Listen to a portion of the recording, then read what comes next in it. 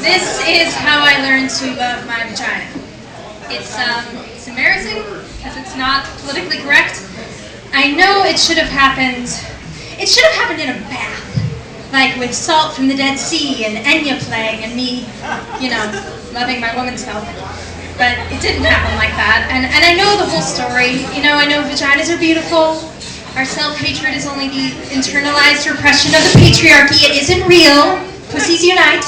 I know all of that. Like, if we grew up in a culture where fat thighs were considered beautiful, then we'd all be pounding down Krispy Kremes and milkshakes and spending our days thigh expanding.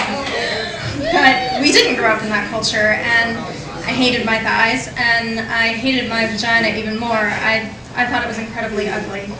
And I was one of those women who had looked at it, and from that moment on, I wished I hadn't. I thought it was disgusting, and I pitied anyone who had to, go down there.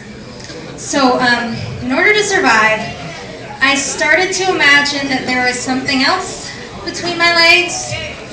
I pictured furniture.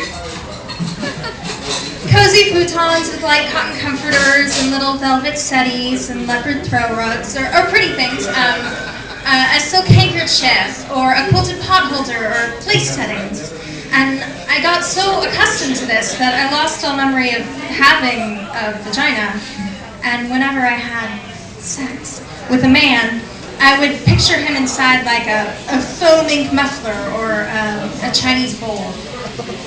And then I met Bob. And Bob was the most ordinary man I ever met.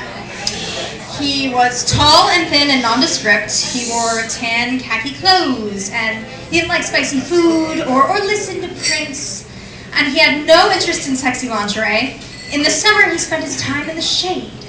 He didn't express his feelings because he didn't have feelings or interests. I didn't particularly like Bob.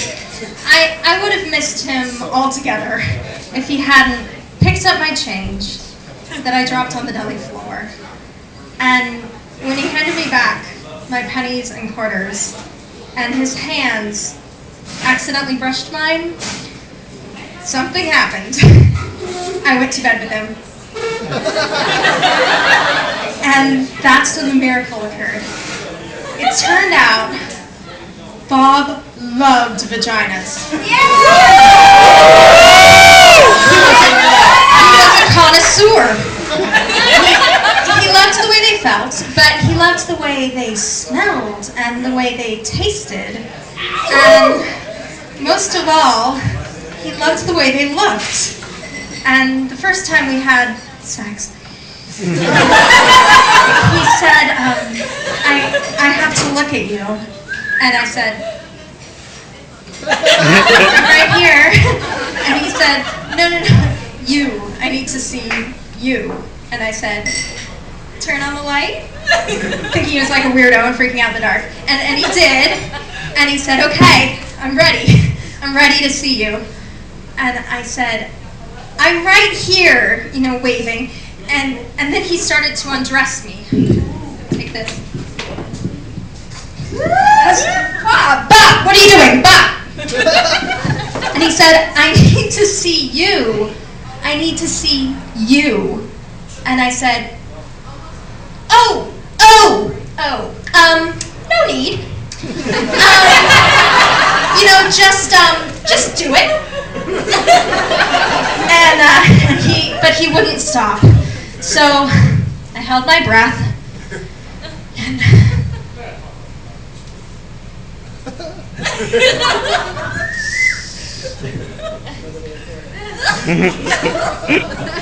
and he looked and looked and looked, and he got breathy and his face changed, and he didn't look ordinary anymore.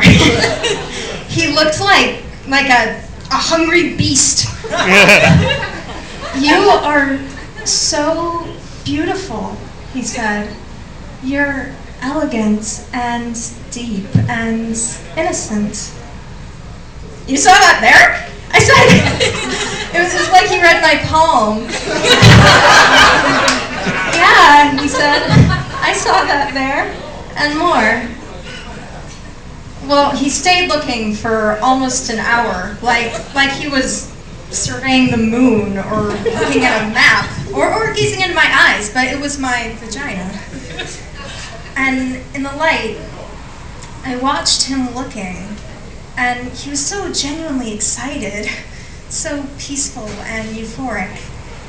And I began to get wet and turned on.